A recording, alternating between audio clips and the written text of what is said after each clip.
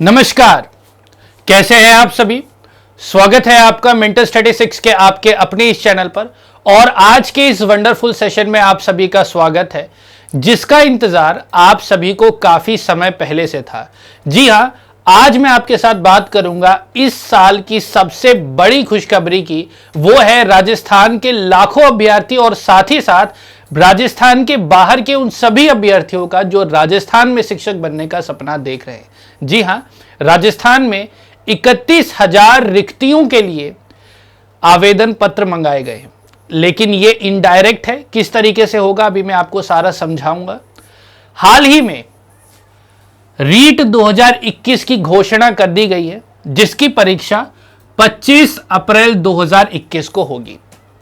Right, आपके मन में कुछ सवाल होंगे जो बहुत ज्यादा तरीके से आपको कुरेद रहे होंगे। आज मैं उन सभी सवालों को संतुष्ट करूंगा और आपका माइंड एकदम क्लियर कर दूंगा अगर आप इस परीक्षा के लिए अपीयर होना चाह रहे तो। आज की इस वीडियो के बाद आप अपना डिसीजन ले पाएंगे, इसकी मैं आपकी श्योरिटी दे देता हूं। वीडियो को एंड तक देखें। और सबसे पहले, अगर आप ऑथेंटिक न्यूज, सही न्यूज और सही प्रिपरेशन चाहते हैं तो बिना समय गवाए मेरे टेलीग्राम चैनल से जुड़ जाइए। वीडियो के डिस्क्रिप्शन में लिंक है, वहां से आप टेलीग्राम पे जरूर जुड़ जाना, जरूर से जरूर जुड़ जाना। ये बिल्कुल फ्री है और कल को आप इस चीज का पछतावा ना करें कि अगर जुड़ जाते तो कुछ बेनिफिट हो जाता। तो आप 100% इसको मेरे टेलीग्राम चैनल से जुड़ जाइए। उसके अलावा इस चैनल को सब्सक्राइब कर बेल नोटिफिकेशन को जरूर ऑन करें, क्योंकि यहां पर अब आपके लिए सारी qualitative class focused on read और साथ ही साथ हम आपके लिए एक बहुत ही वंडरफुल कोर्स डिजाइन कर रहे हैं। तो चलिए बढ़ते हैं। सवाल कौन कौन से आपके मन में है। सबसे पहला, जो राजस्थान के हैं या फिर राजस्थान के बाहर के हैं, दोनों के लिए ही सबसे बड़ी समस्या उनको यह है कि राजस्थान में आखिर शिक्षक बनते कैसे हैं और अगर रीट एक पात्रता परीक्षा है तो इसके बेसिस पे कैसे हम टीचर बन पाएंगे। तो मन में कंफ्यूजन है, क्योंकि हमने सीटेट का एग्जाम भी दिया हुआ है, तो सीटेट से तो टीचर बनते नहीं है, तो रीट से कैसे टीचर बन सकते हैं। अर्थात मैं आपको पूरा समझाऊंगा कि राजस्थान में शिक्षक बनने की क्या पूरी प्रक्रिया है। उसके बाद इस परीक्षा को कौन दे सकता है, कौन दे सकता है इस परीक्षा को। तीसरा, क्या राजस्थान के बाहर के जो अभ्यर्थी हैं वो इसमें शामिल हो सकते हैं। मतलब राजस्थान के अलावा जो कि राजस्थान के डोमिसाइल नहीं है, जिनका हो सकता है कि जो ओरिजिन राजस्थान से हो लेकिन डोमिसाइल वहां का नहीं है, कोई परमानेंट एड्रेस नहीं है, तो ऐसी स्थिति में उनके लिए क्या वो भी अप्लाई कर सकते हैं। अगर हाँ, इन सबका जवाब अगर आपके लिए हाँ हो जाता है तो आप कैसे पढ़े और किस तरीके से हम आपके लिए एक बेस्ट सॉल्यूशन डिजाइन कर रहे हैं। चलिए शुरू करते हैं। राजस्थान में शिक्षक कैसे बने। नॉर्मली कहीं पर भी अगर आप नेशनल लेवल पे देखें तो केवीएस के लिए हम लोग देखते हैं, दिल्ली में देखें तो DSSB के बारे में देखते हैं, जहां पर शिक्षक बनने के लिए आपको एक एग्जाम देना पड़ता है, यानी कि आपको एक मेन एग्जाम देना पड़ता है। और उस एग्जाम को देने के लिए आपसे कहा जाता है कि भाई आपके पास कुछ क्वालिफिकेशन होनी चाहिए। उस क्वालिफिकेशन में आपको 12th होनी चाहिए, ठीक है, बीएड या फिर आपके पास जेबीटी होनी चाहिए, फिर उसके अलावा आपके पास सीटेट भी होना चाहिए। अगर आपके पास ये सारी क्वालिफिकेशन है तो आप कोई XYZ, जैसे कि मान लीजिए मैं यहाँ पे केवीएस ले लेता हूं, तो आप केवीएस का एग्जाम दे सकते हैं। तो केवीएस का रिटन एग्जाम देने के बाद क्या होगा, आपका इंटरव्यू होगा और उसके बाद आपका सिलेक्शन होगा। तो जिस प्रकार मैंने हर बार आपके साथ डिस्कस किया है कि शिक्षा एक समवर्ती सूची का एक आइटम है, यानी कि हमारे संविधान में शिक्षा समवर्ती सूची में आती है, तो हर एक स्टेट का अपना अधिकार है शिक्षा और शिक्षा से संबंधित जो नियम है उसको अपने हिसाब से बनाने के लिए वो आजाद है। तो ठीक उसी प्रकार रीट एक परीक्षा है। उसी प्रकार रीट कौन सी परीक्षा है, क्या ये केवीएस के इक्विवेलेंट परीक्षा है या फिर सीटेट के इक्विवेलेंट परीक्षा है। तो मैं आपको बताना चाहूंगा कि एक हम केवीएस का एग्जाम देते हैं, लेकिन केवीएस का एग्जाम देने के लिए हमारे पास सीटेट होना चाहिए। ठीक उसी तरीके से सीटेट जो है वो रीट के बराबर है। सीटेट क्या है, रीट के बराबर है। तो अब आपके मन में सवाल आएगा, जब सीटेट रीट के बराबर है तो राजस्थान में टीचर कैसे बनेंगे, क्योंकि उसके लिए कोई केवीएस के इक्विवेलेंट तो एग्जाम नहीं हो रहा है।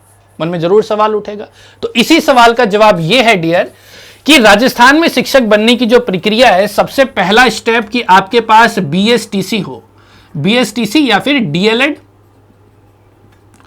बीएसटीसी या फिर डीएलएड। मान लीजिए अगर आप बाहर के कैंडिडेट हैं तो आपने उसी के हिसाब से डीएलएड या फिर जेबीटी जिस भी नाम से आपने कर रखा हो वो आप करेंगे सबसे पहला। फिर उसके बाद आप वो पास जैसे ही कर लेते हैं या फिर अगर अपीयरिंग में भी है, मान लीजिए अगर आप फाइनल ईयर में हैं तो भी आपको रीट का एग्जाम देना पड़ेगा। रीट जो कि पहले इसका नाम कुछ अलग था, ठीक है। रीट का आपको एग्जाम देना पड़ेगा जो कि सीटेट के इक्विवेलेंट है। अब होगा क्या कि ये रीट का एग्जाम आपका 150 अंकों का होगा और आप इसमें से कुछ अंक प्राप्त करेंगे। उसके बाद तीसरा स्टेप क्या होगा कि राजस्थान में क्या होगा कि आपके लिए केवीएस के इक्विवेलेंट कोई एक्स्ट्रा एग्जाम आपसे नहीं लिया जाएगा, कोई एग्जाम नहीं लिया जाएगा। होगा क्या, फिर सरकार बोलेगी कि भाई 31,000 शिक्षकों की भर्ती निकली है, इसमें आवेदन कीजिए। आवेदन करने के लिए आपको एक एप्लीकेशन फॉर्म भरना पड़ेगा।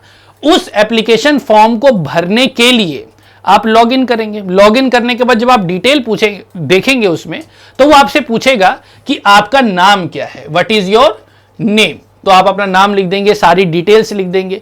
फिर आएगा कि भाई मेरिट में आपका नाम आने के लिए कुछ वो आपसे जानकारी मांगेंगे। सबसे पहले वो आपसे मांगेंगे कि आप अपना रीट का स्कोर लिखिए, रीट का स्कोर लिखिए। फिर आपसे कहेंगे कि आप अपने 12th का स्कोर लिखिए। क्या होगा, वो आपसे कहेंगे कि आप अपने रीट का स्कोर लिखिए, 12th का स्कोर लिखिए और भी काफी सारी जानकारी आपसे मांगी जाएगी। इतना भरने के बाद आपने फॉर्म सबमिट कर दिया, आपका काम हो गया। यहां पर आपका काम होता है खत्म। इसके बाद शुरू होता है काम किसका, सरकार का। सरकार या फिर राजस्थान शिक्षा की जो बोर्ड है उसका काम शुरू होता है।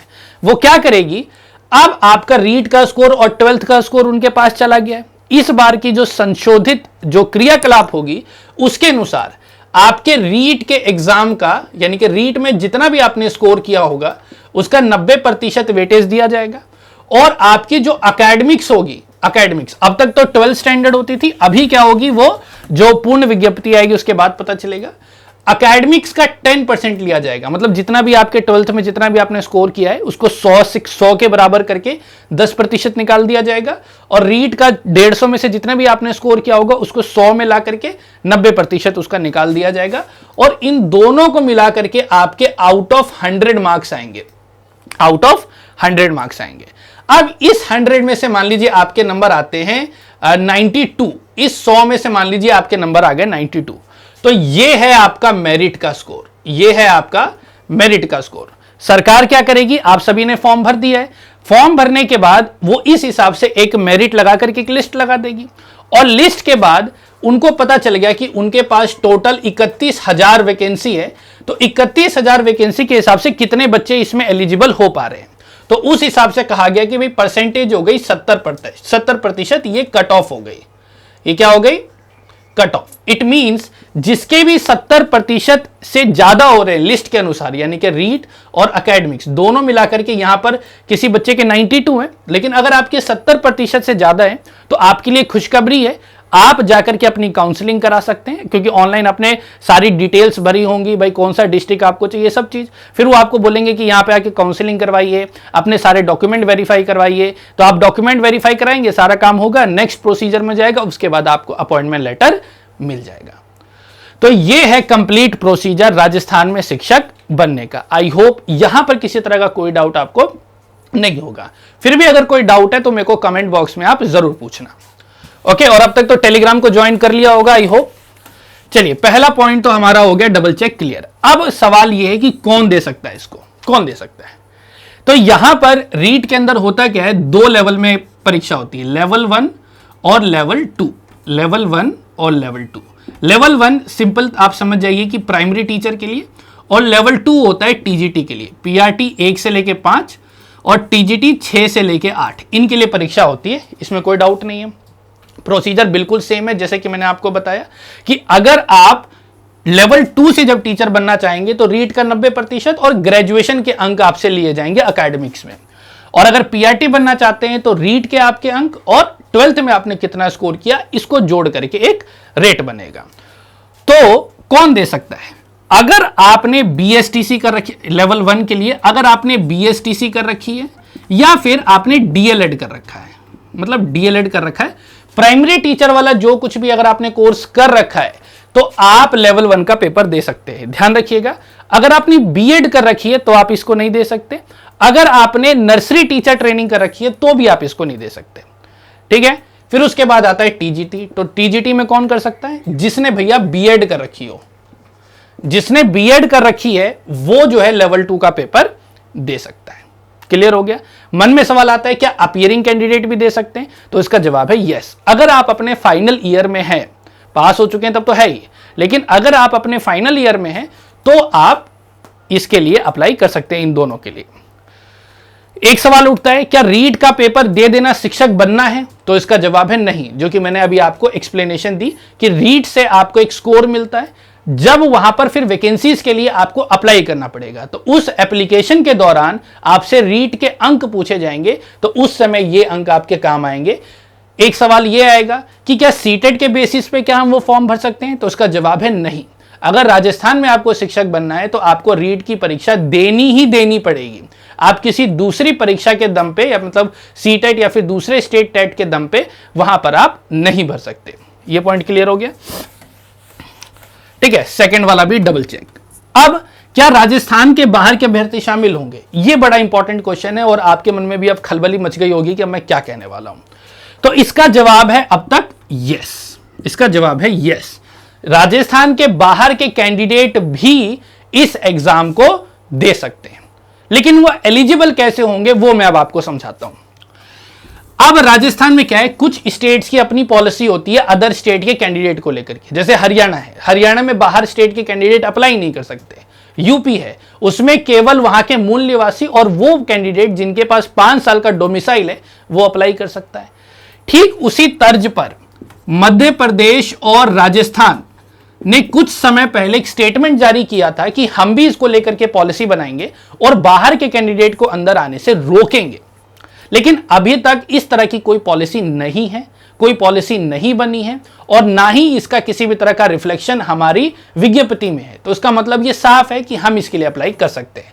फिर सवाल उठता है कि कितने परसेंटेज सीट रिजर्व है।